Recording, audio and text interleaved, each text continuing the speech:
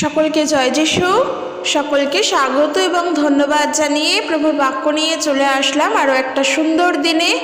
প্রত্যেকটা দিনের মতন আজকের আরও একটা সময় আমরা প্রভুতে পেয়েছি। প্রভুকে সেই কারণের জন্য ধন্যবাদ দিই যেন প্রত্যেকটা দিন এইভাবেই আমরা প্রভুতে চলি। প্রত্যেকটা সময় যেন ঈশ্বরকে স্মরণ করে তার উপর সমস্ত কিছুর ভার রেখে আমরা যেন জীবনে এগিয়ে যেতে পারি, কারণ তিনি হলেন একমাত্র আমাদের ঈশ্বর, যিনি আমাদের সকল কিছুর ভার নেন, যিনি আমাদের ভার নিয়েছেন এবং আমাদের সমস্ত কিছুর ভার তার উপরে আমরা রেখেছি, তার কাছে আমরা নিজেদেরকে সমর্পণ করেছি। ঈশ্বরকে ধন্যবাদ দিই যে তিনি আমাদের ভার নিয়েছেন এবং আমাদেরকে তার পথে এগিয়ে নিয়ে চলার জন্য সেই সত্য জ্ঞান, সত্য বুদ্ধি দ্বারা, সত্যের দ্বারা পরিচালিত করছেন। ঈশ্বর তার সন্তানদেরকে প্রতিনিয়ত প্রেম করেন, তাই আমাদেরও কর্তব্য ঈশ্বরের সন্তান হয়ে আমরাও যেন প্রত্যেক নিয়ত ঈশ্বরকে শ্রদ্ধা করি, মান্য করি এবং তার পথে চলি। কোনোভাবে আমরা যেন গর্ব অহংকারের মধ্যে না পড়ে যাই। আমাদেরকে বুঝে শুনে চলতে হবে, কারণ অনেক মানুষ থাকবে, অনেক বিশ্বাসী ভাই বোনেরাই থাকবে যারা আমাদেরকে বিভিন্নভাবে প্ররোচনায় ফেলার চেষ্টা করবে। বিশ্বাসী ভাই বোনেরাও একে অপরকে প্ররোচনায় ফেলে, কিন্তু একজন বিশ্বাসী হয়ে আমাদের মাথায় রাখা উচিত আমরা কারোর ফাঁদে পা দেব না।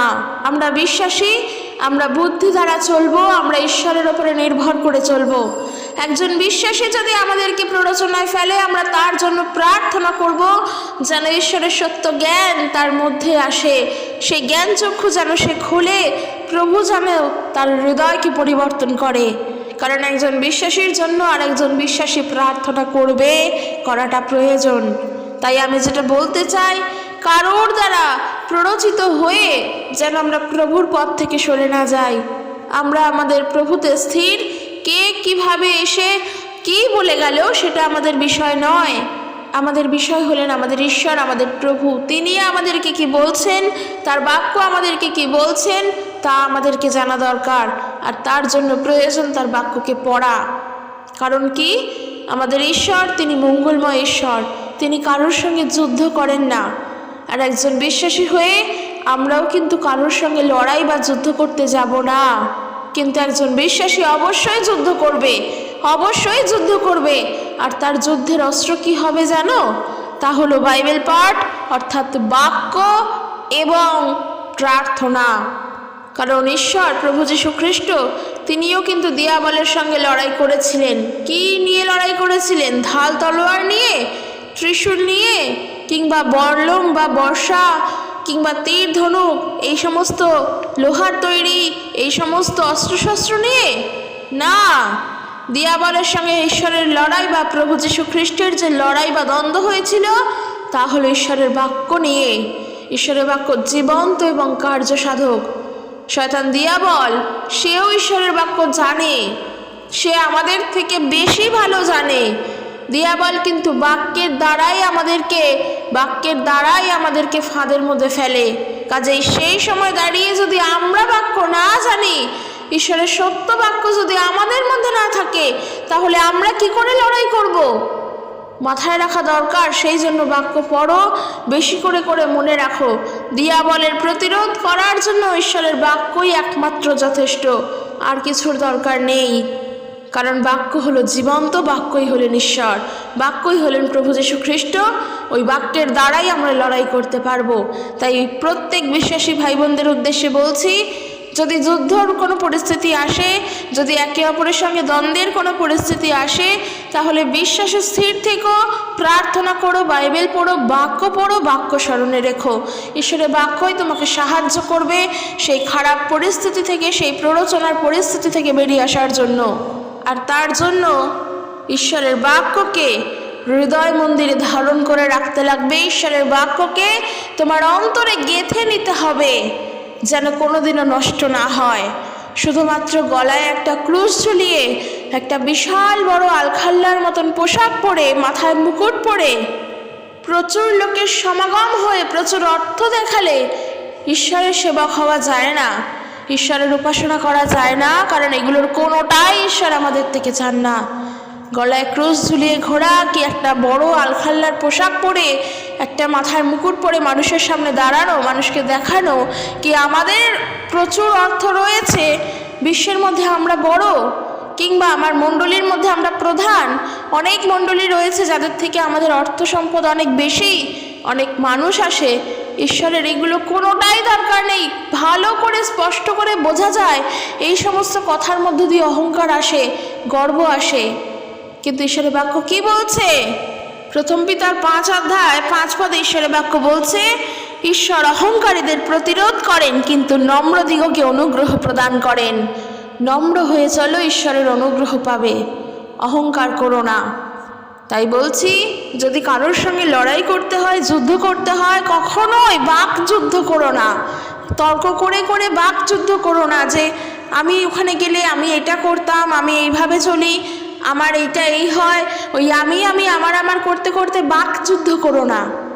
যেটা করতে হবে, ঈশ্বরের বাক্য দিয়ে লড়াই করো। ঈশ্বরের বাক্য যদি সে তোমাকে বলে তোমার মধ্যে ঈশ্বরের সত্য বাক্য আছে, তুমি এমন বাক্য দ্বারা তাকে বলো যেন সে বুঝতে পারে তার ভুলটা, আর অবশ্যই তার জন্য প্রার্থনা করো। কারণ ঈশ্বর তার সত্য জ্ঞান, সত্য চিন্তা, সত্য ভাবনা যেন প্রভু তার হৃদয় দেন। এটা আমাদের বিশ্বাসীদের কর্তব্য, আমরা এটা করব। বাকিটা তো ঈশ্বরের হাতে, ঈশ্বর যা বুঝবেন তাই করবেন।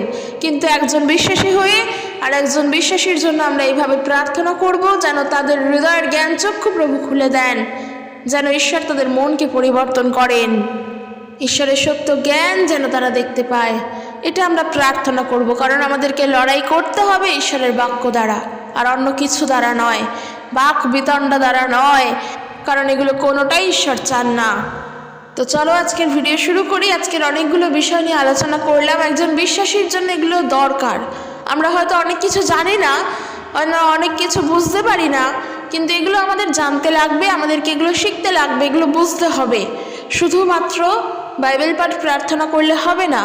যখন আমরা মণ্ডলীতে যাই, একে অপরের প্রতি আমাদের দায়িত্ব কর্তব্য আছে। আমার মণ্ডলীর জন্য, আমাদের সকলের নিজস্ব মণ্ডলীর জন্য প্রার্থনা করা, প্রভুর কাছে চাওয়া, তাদের ভালো থাকা, তাদের সুস্থতা থাকা, এই সকল কিছু আমাদের চাইতে হয় ঈশ্বরের কাছে। কারণ আমরা কি বলি? খ্রিস্টতে আমরা এক। তবে আমাদেরই মণ্ডলীর কোনো বিশ্বাসী যদি ভুল পথে চালিত হয়, ভুল ধারায় চলে, তবে তো অবশ্যই আমরা তার জন্য প্রার্থনা করব যেন ঈশ্বর তার সত্য জ্ঞান ওই ব্যক্তির মধ্যে প্রদান করেন। তো আমাদের কর্তব্য এটাই, আমরা যেন এইভাবেই চলতে পারি। কিন্তু আজকের যে বিষয় নিয়ে আলোচনা করব, এক তো গেল ওই বিষয়টা জানালাম। বিষয় যেটা মেন তা হলো, আমরা প্রার্থনা যখন করব, বিশেষ কিছু কিছু বিষয় রয়েছে, এগুলো যেন ভুলে না যায় প্রার্থনা করার সময়। সেটা নিজের জন্য প্রার্থনা হোক কিংবা কারোর জন্য হোক, আমরা যখন প্রার্থনা করব, বিশেষ করে যখন নিজের জন্য কোনো কিছু নিয়ে প্রার্থনা করব, তখন আমরা যেন এই বিষয়গুলো ভুলে না যাই। খুবই দরকারি, খুবই প্রয়োজনীয়। কারণ আমরা যখন প্রার্থনা করি, আমাদের নিজেদেরই মধ্যে অনেক ভুল থাকে মানে কি বলবো, ধরো যখন তোমার নিজের বিষয়ে তুমি প্রার্থনা করছো, আমাদের অজান্তেই আমরা হয়তো এমন কিছু কিছু কথা বলে ফেলি যা কিনা সঠিক নয়। যেমন বাইবেলে যাকবের পত্রে, যাকব তার 4 অধ্যায় যখন আমরা পড়ি 3 পদ থেকে, সেখানে যেমন বলা আছে যে অথবা চাইলেও পাও না, কারণ তোমরা অসৎ উদ্দেশ্য নিয়ে চাও, তোমরা কেবল নিজেদের ভোগ বিলাসে ব্যবহারের জন্য জিনিস চাও, সুতরাং তোমরা ঈশ্বরের প্রতি বিশ্বস্ত নও। এই যে একটা বিষয়, যখন আমরা প্রার্থনা করি, আমরা চাইলেও পাই না। হয়তো সেই প্রার্থনায় অনেক কাতরোক্তি থাকে, অনেক মিনতি থাকে, অনেক ইচ্ছে থাকে, অনেক না বলা কথা থাকে, কিন্তু তারপরেও আমরা সেই প্রার্থনা করলে উত্তর আমরা পাই না। ওই যে বললাম না, আমাদের বুঝতে হবে যে আমরা যখন প্রার্থনা করছি, আমরা কিভাবে প্রার্থনা করছি। কারণ প্রার্থনা করা তো ঈশ্বরের সাথে কথা বলা। প্রভুর সাথে কথা বলতে হলে অবশ্যই নত নম্র হয়েই কথা বলতে হবে। সদাপ্রভু তিনি মঙ্গলময়, তিনি পবিত্র। আমরা ধার্মিক মানুষ এখন প্রভু যিশুকে জানার পরে হয়েছি, কিন্তু অ্যাকচুয়ালি আমরা কিন্তু ধার্মিক নই, আমরা ধার্মিক ছিলাম না। কাজে ঈশ্বরের দিকে চোখ তুলে তাকানোর মতো সাহস আমাদের নেই। আর সেই জায়গায় দাঁড়িয়ে আমরা যখন প্রার্থনা করব, আমাদের নম্র হয়ে করতে হবে, আমাদের নততায় করতে হবে। যতই আমরা আমাদের সমস্যার কথা প্রভুর কাছে প্রার্থনা করে বলি না কেন, আমাদের মাথায় রাখতে হবে আমাদের প্রার্থনা কিন্তু প্রভু সব সময় শোনেন। তাই প্রথম যে বিষয় বলবো, আমরা যখন প্রার্থনা করব তখন আমরা যেন প্রভুর ওপরে ক্রোধ নিয়ে, প্রভুর ওপরে রাগ নিয়ে, প্রভুর ওপরে বিদ্বেষতা নিয়ে যেন প্রার্থনা না করি যে প্রভু তুমি কেন আমার এত পরীক্ষা নিচ্ছ, কেন আমি তোমার পথে চলতে পারছি না, কেন বারবার আমি ফাঁদে পড়ে যাচ্ছি। এই ধরনের অভিযোগ নিয়ে যেন প্রার্থনা করতে না বসি। নততায় থাকো, নত হয়ে চলো, সৎভাবে প্রভুর কাছে চাও। আমি বলছি তোমার হাজারো সমস্যায় তুমি উত্তর পাবেই, কিন্তু যখন প্রার্থনা করবে তখন যেন এমন অভিযোগ প্রভুর কাছে না থাকে যে প্রভু আমি কি করে পাবো, কোথা থেকে পাবো, কিংবা প্রভু আমি জানি না যে তুমি কেন আমার সঙ্গে এত খারাপ ব্যবহার করছো, আমি জানি না কেন তুমি বারবার আমাকে পরীক্ষার মধ্যে ফেলে দিচ্ছ। আমার প্রতিবেশী যে আছে তারা খেয়ে পড়ে কত সুখে শান্তিতে আছে, আর তোমাকে জানার পর আজ আমার জীবনে এত সমস্যা। এই ধরনের কথা নিয়ে যেন প্রার্থনা করতে না বসি, কারণ ঈশ্বর চান না যেন আমরা কখনোই আমাদের মুখ শুকনো করে রাখি।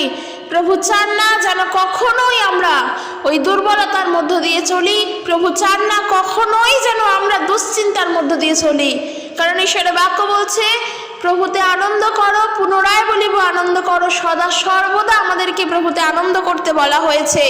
তো একটা জিনিস মাথায় রাখো, প্রভু যিশু যখন তোমার সকল ভার নিয়েছেন, প্রভু যিশু যখন তোমার সকল দায়িত্ব নিজে নিয়েছেন, তাহলে কেন মুখ শুকনো করে আমরা প্রার্থনা করি? কেন আমাদের মধ্যে সেই আনন্দ থাকে না? মানুষ বলে কি যে এত সমস্যার মধ্যেও আনন্দ আসে না। তাহলে বলবো, এত সমস্যার মধ্যে যখন আনন্দ আসে না, তাহলে প্রভু যিশুকেও তুমি জানো না, প্রভু যিশুকেও এখনো চেনোনি। তুমি তোমার জীবনে সমস্যাকেই প্রধান করে রাখছো, সমস্যাকেই প্রাধান্য দিচ্ছ। আর এই সমস্যার থেকে বেরিয়ে আসার জন্য তাহলে কেন তুমি প্রভুর কাছে প্রার্থনা করছো? প্রভু তো চান না যে নিজের সমস্যা তুমি নিজে বহন করো, কারণ তিনি তো তোমার সকল ভার নিয়েছেন, সকল চিন্তার ভার প্রভু নিয়েছেন। সংকটের সময় তার কাছে চাইতে বলা হয়েছে, কারণ তিনি আমাদের উদ্ধার করেন। তাই আমি বলতে চাই, যখন প্রার্থনা করবে তখন এমন করে প্রার্থনা করো না যেটা কিনা প্রভুকে দুঃখ দেয়। এমন কোনো প্রার্থনা করো না যেখানে কিনা মনে হয় যে তোমার জীবনে প্রভুর কোনো আশীর্বাদ নেই। অর্থাৎ এই যে এরমভাবে প্রার্থনা করো না যে আমার প্রতিবেশী, আমার বন্ধু বান্ধব তারা কত সুখে আছে আর আজ আমার কত দুঃখ, প্রভু তুমি আমার দিকে চাও। এই মতন প্রার্থনা করো না, কারণ ঈশ্বরের বাক্যে লেখা আছে আমাদের প্রার্থনা প্রভুর কাছে সন্ধ্যাকালীন ধূপের ন্যায় যায়। অর্থাৎ আমরা যখন প্রার্থনা করি, ওই প্রার্থনা প্রভুর কাছে সন্ধ্যাকালীন যে ধূপ হয়, এই যে জগৎবাসী বা যারা প্রভু ঈশ্বরকে জানে না, তারা যাকে ঈশ্বর বলে প্রাধান্য দেয় তার কাছে যে আরাধনা করার জন্য ধূপকাঠি জ্বালায়, সুগন্ধি ধূপ, সেই ধূপ আমাদের প্রার্থনা যায়। সেই ধূপ হিসেবে প্রভুর কাছে আমাদের প্রার্থনা পৌঁছয়। আর এই ধূপ কিন্তু সুবাসযুক্ত হয়, সৌরভময় হয়, যার গন্ধ মানুষের আত্মাকে পর্যন্ত শান্ত করে। আমি তো এটা উদাহরণস্বরূপ বললাম। তো সেই প্রার্থনা আমাদের এমনই যা প্রভুর কাছে ঠিক এমনই সুবাসযুক্ত হয়ে যাবে। কাজেই বিশ্বাসী ভাই বোনেরা, এমন কোনো প্রার্থনা করব না যা কিনা প্রভুকে দুঃখ দেয়। এমন কোনো প্রার্থনা করব না যাতে প্রভু কষ্ট পান। সেই জন্য বলছি, যখন প্রার্থনা করব কোনো রকমের অভিযোগ যেন প্রভুর প্রতি না থাকে, বরং যখন প্রার্থনা করবে তখন প্রভুর কাছে ধন্যবাদ দাও সকল পরিস্থিতির জন্য।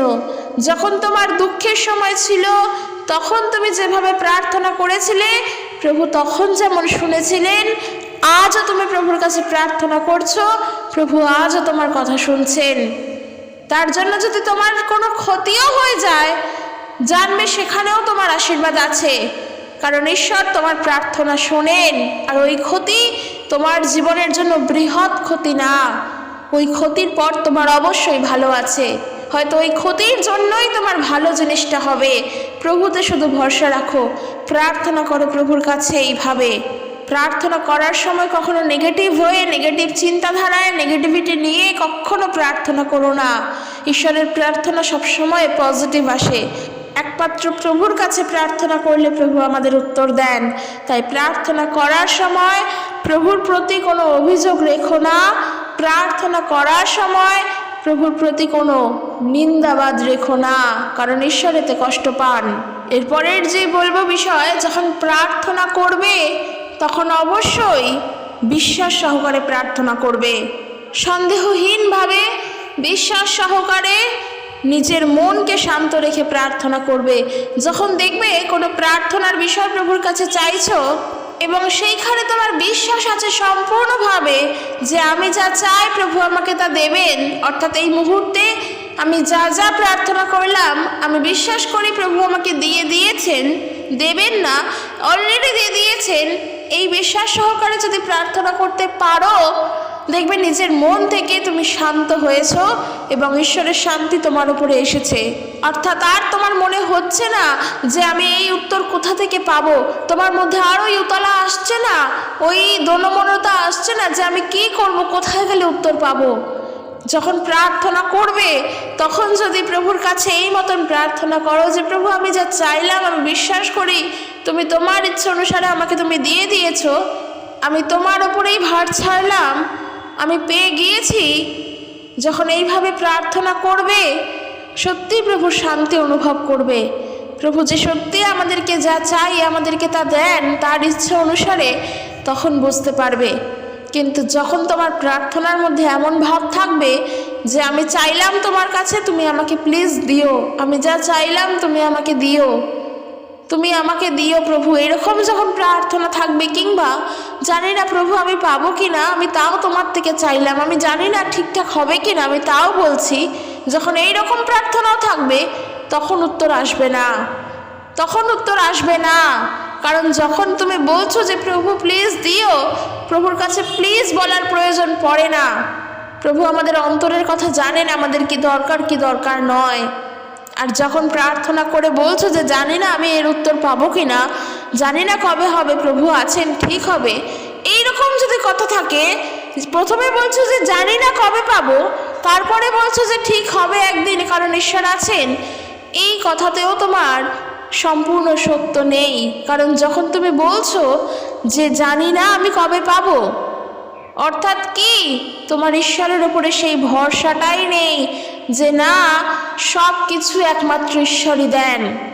হয়তো তোমরা বলতেই পারো যে না এমনটা আমি ভুল বলছি, কিন্তু একটা বিষয় জানবে, তোমার বাংলা ওয়ার্ড, একটা ওয়ার্ডের মধ্য দিয়েই আমরা আমাদের মনের ভাব প্রকাশ করে ফেলতে পারি। ঠিক এমনই একটি উদাহরণ আমরা দেখতে পাই মার্ক লিখিত সুসমাচার তার 9 অধ্যায় 23 পদে। একটি বিষয়, একটি ঘটনা এখানে আছে, প্রভু যিশুর অলৌকিক কার্য।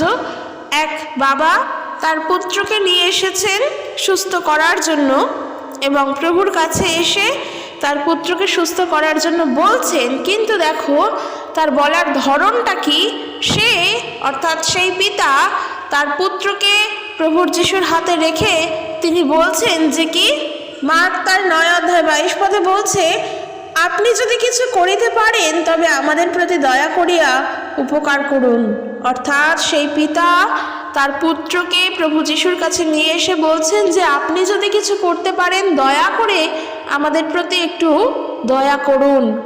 তখন প্রভু যিশু বলছেন তাহাকে কহিলেন, যদি পারেন, অর্থাৎ এরম করে বলছো যে যদি পারি। তখন প্রভু বলছেন যে যে বিশ্বাস করে তাহার পক্ষে সকলই সাধ্য। অর্থাৎ কি, ওই যে বললাম যে জানি না আমি কবে পাবো, ঠিক এইরকম এই ব্যক্তিও বলছেন যে যদি আপনি পারেন তবে করুন। প্রভুর কাছে জানি না, যদি, সম্পূর্ণ না, এই বিষয়গুলো কিন্তু প্রভু ঈশ্বরের কাছে নেই।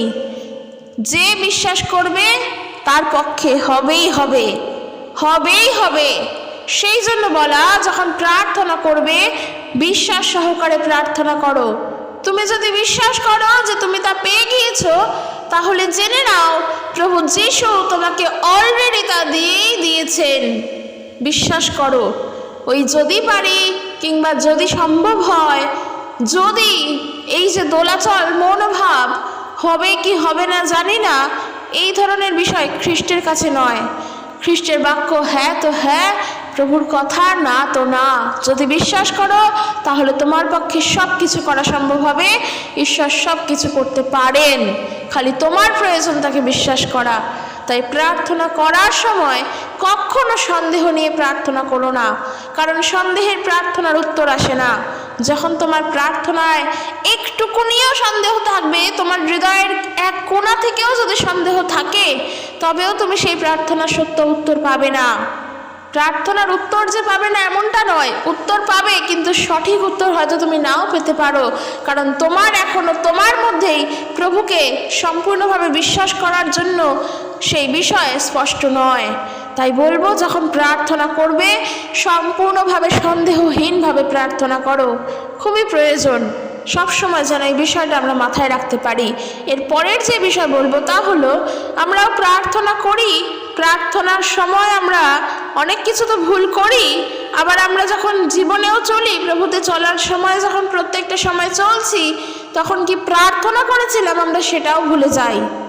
হয়তো প্রার্থনা করে বেরিয়েছি বাড়ি থেকে যে প্রভু, এই রাস্তায় বেরোনোর সকল ভার আমি তোমার ওপরে ছাড়লাম, তুমি আমাকে সুন্দরভাবে আমার গন্তব্যস্থলে পৌঁছে দিও, আমাকে বাড়িতে নিয়ে এসো। আমি তোমার কাছে প্রার্থনা করে বাইরে বেরোলাম। এই যে বেরোলাম, এইবার যখন বাইরে বেরোলাম, রাস্তায় গেলাম, আমরা যদি কোনো কারণে বিপদে পড়ি, তখনই আমরা প্রভুকে বলি যে প্রভু এটা কি হলো, কেন বিপদে পড়ছি, আমি কি করব, কেন তুমি আমাকে বিপদে ফেললে। এই জিনিসগুলো আমাদের মধ্যে হয়। তখন কি একবারের জন্য মনে হয় না যে তুমি প্রার্থনা করে বেরিয়েছো যেন ঈশ্বর তোমাকে সুস্থভাবে পৌঁছে দেন? তখন এইটা মনে আসে না, তখন আমাদের প্রভুর উপরে দোষারোপ করি। আর আমি এটাই বলতে চাই যে আমরা যা প্রার্থনা করি যেন আমরা সেটা মনে রাখতে পারি। প্রভুকে আমরা কখন কিভাবে কি বলেছিলাম সেই বিষয়গুলো যেন মনে রাখতে পারি, তার জন্য প্রার্থনা করো। কারণ আমরা আমাদের অজান্তেই অনেক প্রার্থনার মধ্য দিয়ে হয়তো প্রভুর কাছে আমরা প্রতিশ্রুতিবদ্ধ হয়ে যাই। কাজেই প্রতিশ্রুতিবদ্ধ যেন না হই প্রথম বিষয়, আর যদিও বা হই তবে যেন তা পালন করি, ভুলে আমরা যেন না যাই। প্রতিশ্রুতি দিয়েছি তা একমাত্র পালন করতেও যেন পারি, সেই মনোভাব নিয়ে যেন এগোতে পারি। আর যদিও বা না পারি, তাহলে বলবো প্রতিশ্রুতিবদ্ধ প্রভুর কাছে অন্তত হইও না, কারণ ঈশ্বর এতে খুশি নন। আর যা প্রার্থনা করবে তা স্মরণে রাখা দরকার, তা মনে রাখার চেষ্টা করো যে তুমি কি প্রার্থনা করলে, প্রভুর কাছে কি বললে। যখন প্রার্থনা করে বাড়ি থেকে বেরোচ্ছ, তখন প্রভুর ওপরে ভার রেখেই বেরো। প্রার্থনা করার সময় এমন কোনো ভুল যেন না করি যার জন্য আমাদের নিজেদেরই ভুল হতে পারে।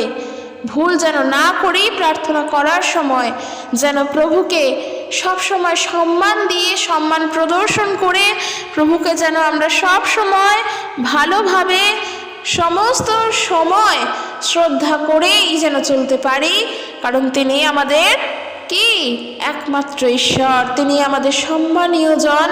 আমরা তার উপরে নির্ভর করি, আমরা তার কাছে শ্রদ্ধা করি, আমরা তার প্রতি প্রেম প্রদর্শন করব যেন আমরা তার প্রতি চলতে পারি। তাই প্রার্থনা করার সময় কখনো রাগ নিয়ে, মনের মধ্যে ক্ষোভ নিয়ে প্রার্থনা করো না, বরং সেই ক্ষোভ প্রকাশ করার জন্য যদি বলতে হয় প্রভুর কাছে বলো, প্রভু যেন তার জন্য ক্ষমা করেন। কিন্তু ভিতরের হৃদয়ের মধ্যে সেই ক্ষোভ, সেই সমস্ত রাগ নিয়ে প্রার্থনায় বসো না। মনে যা আসে প্রভুর কাছে বলো। অবশ্যই যেন সেখানে নিজে যেন শ্রেষ্ঠ না হও, নত থেকে প্রার্থনা করো, একেবারের জন্য নত থেকে, যে আমার পরিবারের জন্য বা আমি নিজের জন্য বা আমার ভবিষ্যতের জন্য বা আমি কারোর জন্যই কিছু করতে পারি না। প্রভু তুমি আমাকে তৈরি করো, কারণ আমার চিন্তা আমি নয়, তুমি করছো। তুমি আমাকে ব্যবহার করো, তোমার বুদ্ধি দ্বারা তুমি আমাকে পরিচালনা করো, তোমার পবিত্র আত্মার সাহায্যে আমাকে পরিচালনা করো। এইভাবে প্রার্থনা করো। নিজে ভালো থাকার জন্য, নিজে সুখে থাকার জন্য কখনো প্রার্থনা করো না, কারণ এটা প্রভু চান না। আরও বিষয়ে প্রার্থনা করার সময় সন্দেহহীনভাবে প্রার্থনা করো, সম্পূর্ণ বিশ্বাস রেখে প্রভুতে প্রার্থনা করো। কোনোভাবে যেন গর্ব অহংকার আমাদের মধ্যে না থাকে, কারণ শুরুতে বললাম প্রভুর বাক্য বলছে, প্রথম পিতার 5:5 ঈশ্বর অহংকারীদের প্রতিরোধ করেন কিন্তু নম্রদিগকে অনুগ্রহ প্রদান করেন। ঈশ্বরের অনুগ্রহে থাকতে হবে, প্রভুর অনুগ্রহের মধ্য দিয়েই আমাদেরকে চলতে হবে, কারণ আমরা অনুগ্রহের আন্ডারেই রয়েছি। কাজেই অনুগ্রহ পাওয়ার জন্য নম্রতায় চলো। আমি সব করলাম, আমি শ্রেষ্ঠ, আমি ছাড়া আর কেউ কিছু নয়, আমি সবার থেকে ভালো জানি, আমি না গেলে ওই কাজটা হবে না, আমি না গেলে প্রভুর নাম প্রচার হতো না, এগুলো কিন্তু কখনো ঈশ্বর চান না। এগুলো করা মানে অহংকার করা, গর্ববোধ করা। ঈশ্বর অহংকারীদের প্রতিরোধ করেন।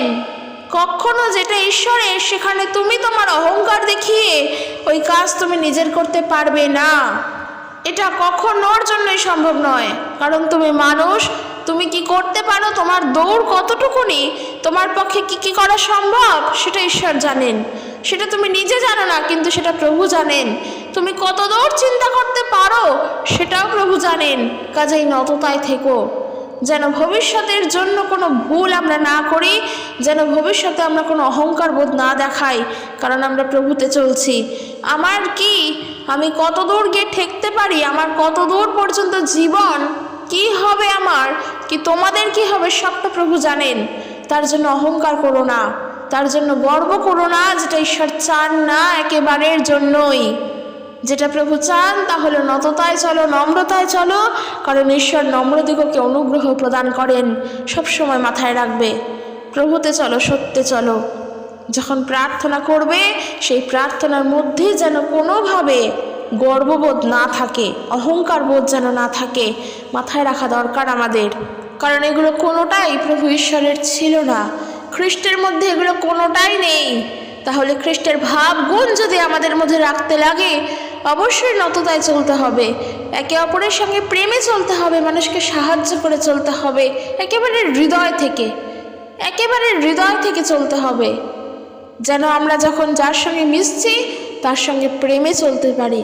এবং সেও যদি আমার সঙ্গে কিছু ক্ষতি করে, আমি তার জন্য প্রার্থনাও করতে রাজি। তার দিকে আমাকে যদি সে আবারও ডাকে, আমি যেন তার দিকে যেতে পারি। প্রার্থনা করে এমন করে চলো যেন নততায় চলতে পারি, এটাই ঈশ্বর চান। এর থেকে আর বেশি কিছুই বলার মতো নেই। তাই এই বিষয়গুলো আমাদের সবসময় মাথায় রাখা দরকার। আর আজ আমি একটি কমেন্টের উত্তর দিতে চাই। এক দিদি ভাই আমাকে জিজ্ঞেস করেছো যে বাপ্তিস্ম নিলে কি আমাদের ধর্ম পরিবর্তন হয়ে যায়?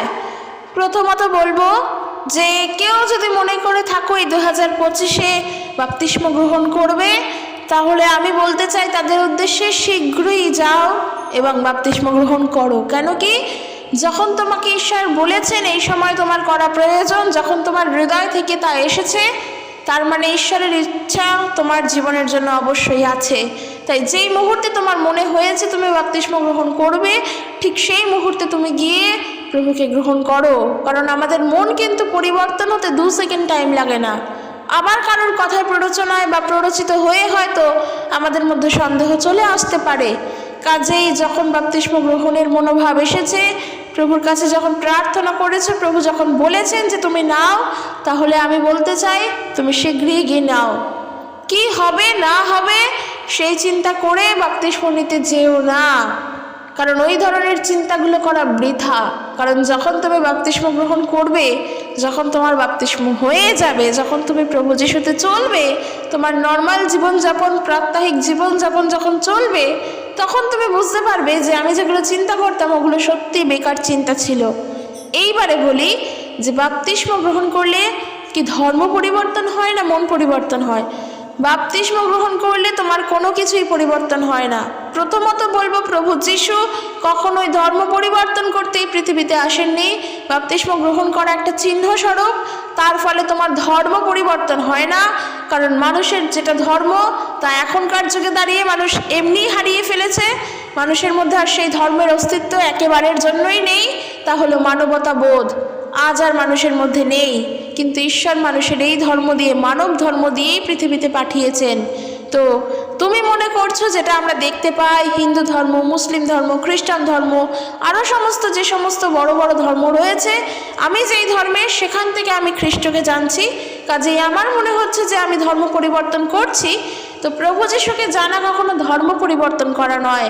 কারণ ওই যে দেখতে পাই যে যদি আমরা হিন্দু থেকেই আসি, তাহলে আগে যেমন হিন্দু দেবদেবীদের আরাধনা করতাম, প্রভু যিশুকে জানার পর সেটা করি না। কে আমরা প্রসাদ খাই না। তো এই জায়গায় এসেই মানুষ বলে ধর্ম পরিবর্তনের বিষয়টা। তুমি যখন প্রভু যিশুকে সত্য ঈশ্বর বলেই জেনে নিলে, সে তুমি হিন্দুতে থাকো কি তুমি অন্য কোনো ধর্মে থাকো, তাহলে তো তখন থেকেই তুমি প্রভুকে তোমার ঈশ্বর বলে জানছো। তাহলে তখন থেকেই তো তুমি তোমার সেই মূর্তি পূজাকে ত্যাগ করছো, কারণ জানছো ঈশ্বর ওই মূর্তিতে নেই। তাহলে এখানে ধর্মের কি পরিবর্তন আমাদের লক্ষ্য হলো? প্রথম বিষয়। দ্বিতীয় বিষয়, ধর্ম আমাদের গায়ে লেগে থাকে না, কি গায়ের মধ্যে স্ট্যাম্প লাগানো থাকে না যে আমি এই ধর্মের মানুষ।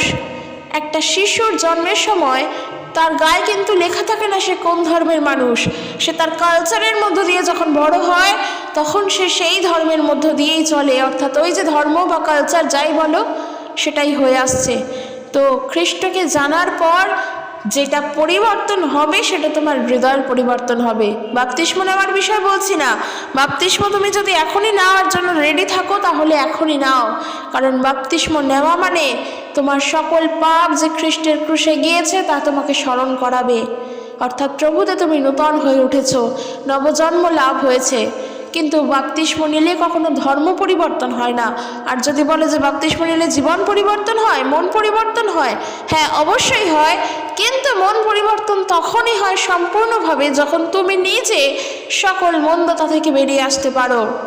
বাপ্তিস্ম নেওয়ার পরেও যদি আজকের আমরা মানুষের সামনে সেই খারাপ আলোচনার মধ্য দিয়েই চলি, খারাপ ভাষার মধ্য দিয়েই কথা বলি, যেগুলো একেবারের জন্য প্রভু চান না, তাহলে কখন বলবো যে আমরা পরিবর্তিত জীবন কাটাচ্ছি? একদমই নয়। আবার যদি বাপ্তিস্ম নেওয়ার পরেও সেই আরাধনা করি অন্যান্য দেবদেবীদের, সত্যি কি আমরা পরিবর্তন? সত্যি কি আমাদের পরিবর্তন ঘটেছে?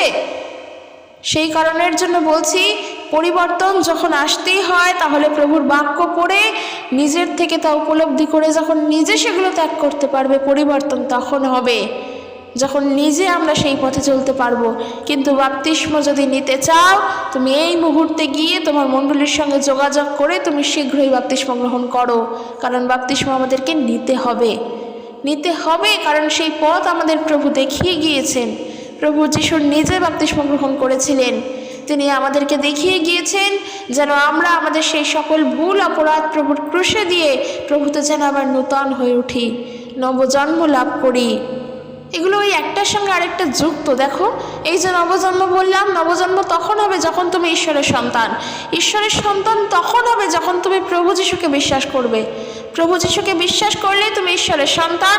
প্রভু যিশুকে বিশ্বাস করা মানে সকল ভুল অপরাধ থেকে তুমি মুক্ত হতে চাও, প্রভুর ওপর নিজের ভার রাখতে চাও। একটার সঙ্গে আরেকটা যুক্ত, কাউকে ছেড়ে কাউকে বলা যায় না। তাই এটাই বলতে চাই, বাপ্তিস্ম গ্রহণ যদি করতেই হয় শীঘ্রই করো, এই মুহূর্তে করো, কোনো চিন্তা ভাবনা করো না। কোনো ধর্ম পরিবর্তন বাপ্তিস্মর দ্বারা হয় না। প্রভু যিশুকে যে জানবে তার হৃদয় পরিবর্তন হবে। প্রভু আমাদের মন পরিবর্তনকারী ঈশ্বর। তো চলো আজকের ভিডিও এখানে শেষ করছি। এরপরেও যদি কোনো প্রবলেম থাকে আমাকে অবশ্যই জানিও, আমি বলে দেওয়ার চেষ্টা করব। এবং প্রভুর বাক্য শোনো, প্রভুর বাক্যের প্রতি চলো, ঈশ্বরের বাক্যকে স্মরণ করে চলো। ভিডিওটি ভালো লাগলে একটা লাইক কমেন্ট করে দিও এবং শেয়ার করে দিও। ঈশ্বর তার আপন বাক্যের দ্বারা প্রত্যেককে আশীর্বাদ যুক্ত করুক। জয় যিশু। Praise the Lord.